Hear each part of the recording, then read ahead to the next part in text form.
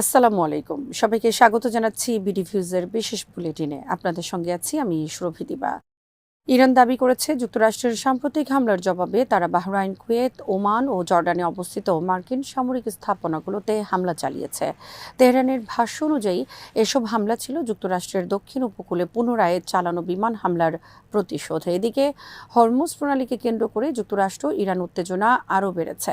ইরানের দক্ষিণাঞ্চলের গুরুত্বপূর্ণ বন্দরনগরী বন্দর আব্বাস, সিরিক ও জাস্ক পাশাপাশি কেশম দ্বীপে একাধিক বিস্ফোরণের খবর পাওয়া গেছে।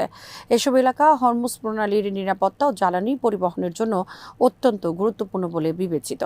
এর একদিন আগে যুক্তরাষ্ট্রের সামরিক বাহিনী জানায় তারা ইরানের বিভিন্ন অঞ্চলে অন্তত 140টি লক্ষ্যবস্তুতে হামলা চালিয়েছে। এর প্রতিক্রিয়ায় ইরান বাহরাইন, কুয়েত, ওমান, কাতার ও জর্ডানে অবস্থিত মার্কিন সামরিক সম্পদ লক্ষ্য করে পাল্টা হামলা চালানোর দাবি করে। ফলে মধ্যপ্রাচ্যের সামরিক সংঘাত আরও বিস্তৃত হওয়ার আশঙ্কা তৈরি হয়েছে। হরমুজ প্রণালীর পরিস্থিতি নিয়েও দুই পক্ষের বক্তব্যে স্পষ্ট বিরোধ দেখা গেছে। মার্কিন প্রেসিডেন্ট ডোনাল্ড ট্রাম্প দাবি করেছেন বিশ্বের অন্যতম গুরুত্বপূর্ণ এই নৌপথ খোলা রয়েছে এবং জাহাজ চলাচল স্বাভাবিক। তবে ইরানের পারস্য উপসাগর প্রণালী কর্তৃপক্ষ জানিয়েছে স্থিতিশীলতা ও শান্তি পুনঃপ্রতিষ্ঠিত না হওয়া পর্যন্ত হরমুজ প্রণালী দিয়ে কোনো ধরনের নৌযান চলাচলের অনুমতি দেওয়া হবে না। বিশ্বের উল্লেখযোগ্য অংশের তেল ও গ্যাস রপ্তানি হরমুজ প্রণালী দিয়ে পরিবাহিত হওয়ায় এই উত্তেজনা আন্তর্জাতিক জ্বালানি বাজার ও বৈশ্বিক বাণিজ্যের উপর বড় ধরনের প্রভাব ফেলতে পারে। ইরানের উপপররাষ্ট্রমন্ত্রী কাজেম গরিবাবাদি বলেছেন, ইসলামী প্রজাতন্ত্র ইরানের বিরুদ্ধে কোনো ধরনের পদক্ষেপের জবাব ছাড়া রাখা হবে না। তিনি জোর দিয়ে বলেন, দেশের সর্বোচ্চ নেতা, শীর্ষ সামরিক কর্মকর্তা কিংবা বেসামরিক উচ্চপদস্থ কর্মকর্তাদের লক্ষ্য করে কোনো হুমকি বা হামলার চেষ্টা হলে তার জন্য আগেই একটি নির্ধারিত ও কঠোর প্রতিক্রিয়ার নীতি অনুমোদন করা উচিত। সামাজিক যোগাযোগ মাধ্যমে দেয়া এক বার্তায় গরিবাবাদি বলেন, ইরানের বিরুদ্ধে যে কোনো সামরিক আগ্রাসনের ক্ষেত্রে চূর্ণ বিচূর্ণ করে জবাব দেওয়ার কৌশল অব্যাহত রাখা অপরিহার্য। তার মতে এমন একটি ব্যবস্থা থাকা উচিত যাতে ভবিষ্যতে সংকট তৈরি হলে তাৎক্ষণিক ও দৃঢ় প্রতিক্রিয়া জানানো সম্ভব হয়। তিনি প্রস্তাব করেন, ইরানের পার্লামেন্ট অথবা সর্বোচ্চ জাতীয় নিরাপত্তা পরিষদ এমন একটি নীতিমালা অনুমোদন করুক যেখানে আগে থেকেই নির্ধারণ করে রাখা হবে ইসলামী বিপ্লবের সর্বোচ্চ নেতা, শীর্ষ সামরিক কর্মকর্তা বা বেসামরিক নেতাদের বিরুদ্ধে কোনো বিদ্বেষমূলক পদক্ষেপ নেওয়া হলে রাষ্ট্র কী ধরনের কঠোর ও অনুতাপজনক জবাব দেবে। গরিবাবাদি আরও বলেন, ইরানের বিরুদ্ধে কোনো পদক্ষেপই জবাবহীন থাকা উচিত নয়। তার এই বক্তব্যে স্পষ্টভাবে প্রতিরোধমূলক নীতির উপর জোর দেওয়া হয়েছে এবং সম্ভাব্য প্রতিপক্ষকে আগাম সতর্ক বার্তা দেওয়ার চেষ্টা লক্ষ্য করা যায়। তার এই মন্তব্য এমন এক সময় এসেছে যখন ইরান ও যুক্তরাষ্ট্রের মধ্যে কয়েকদিন ধরে তীব্র সামরিক উত্তেজনা চলছে। যুক্তরাষ্ট্র ইরানের দক্ষিণাঞ্চলে একাধিক স্থানে হামলা চালানোর পর ইরান পাল্টা জবাবে অঞ্চলের বিভিন্ন দেশে অবস্থিত মার্কিন সামরিক ঘাঁটিতে ব্যালিস্টিক ক্ষেপণাস্ত্র নিক্ষেপ করেছে। সাম্প্রতিক এই সংঘাত মধ্যপ্রাচ্যের নিরাপত্তা পরিস্থিতিকে আরও অস্থির করে তুলেছে এবং উভয় পক্ষের পাল্টাপাল্টি সামরিক পদক্ষেপ আন্তর্জাতিক উদ্বেগ বাড়িয়েছে।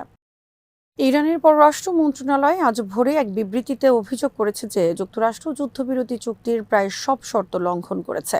একই সঙ্গে গত একদিনে ইরানের বিভিন্ন স্থানে যুক্তরাষ্ট্রের নতুন হামলার তীব্র নিন্দা জানিয়ে তেহরান বলেছে, এসব হামলা আন্তর্জাতিক আইন ও জাতিসংঘ সনদের সুস্পষ্ট লঙ্ঘন।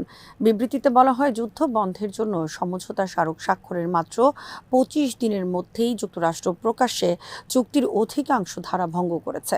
ইরানের দাবি, যুক্তরাষ্ট্রের হামলায় দেশটির পরিবহন অবকাঠামো, মাছ ধরার নৌযান, পণ্যবাহী জাহাজ এবং বেসামরিক স্থাপনা লক্ষ্যবস্তু হয়েছে, যা জঘন্য যুদ্ধাপরাধের শামিল।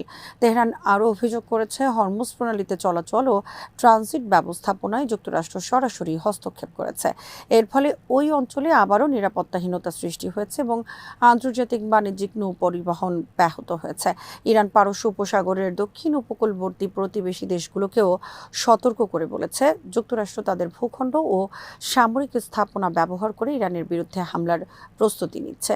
এ ধরনের সহযোগিতা অব্যাহত থাকলে এর পরিণতি ভোগ করতে হবে বলে হুঁশিয়ারি দিয়েছে তেহরান। পাশাপাশি জানানো হয়েছে, যেসব স্থান থেকে ইরানের বিরুদ্ধে হামলা চালানো হবে সেগুলো ইরানের সশস্ত্র বাহিনীর প্রতিরক্ষা প্রতিরক্ষামূলক অভিযানের বৈধ লক্ষ্যবস্তু হিসেবে বিবেচিত হবে।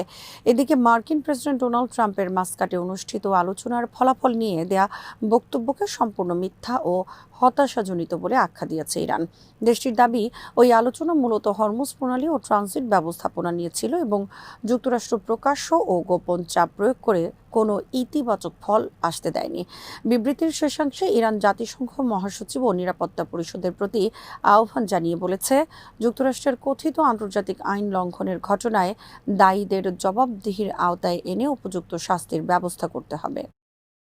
ইসরায়েলের পার্লামেন্ট নেসেটের পরবর্তী নির্বাচন 2026 সালের 27 অক্টোবর অনুষ্ঠিত হবে। দেশটির গণমাধ্যম জানিয়েছে, বর্তমান নেসেটের তার পূর্ণ 5 বছরের মেয়াদ সম্পন্ন করবে এবং নির্ধারিত সময়ের আগেই ভেঙে দেওয়া হবে না।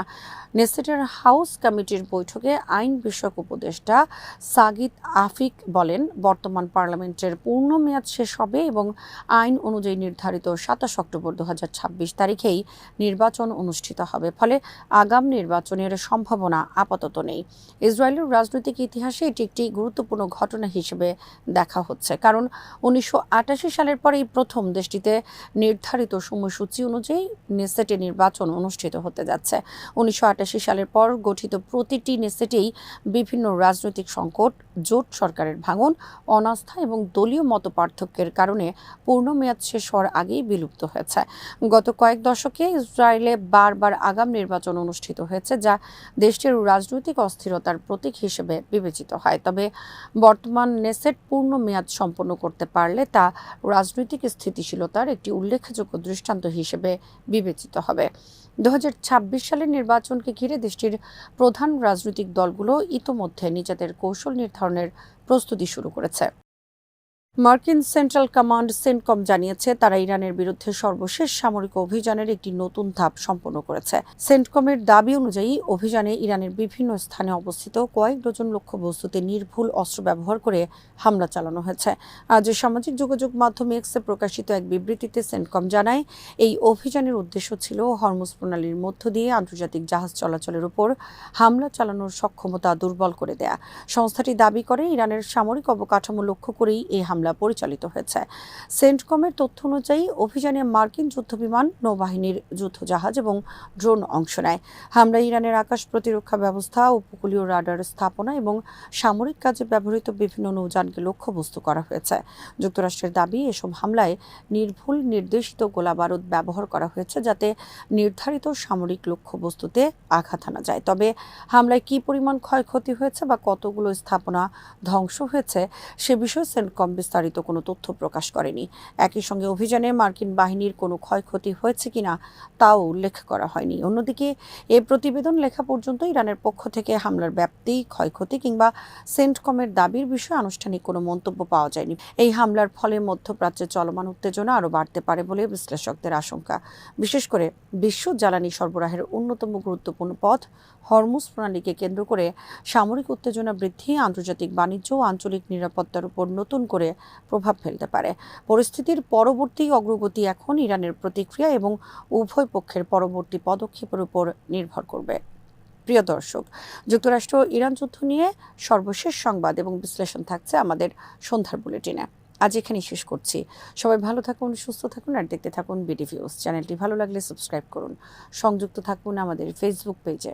আল্লাহ হাফেজ।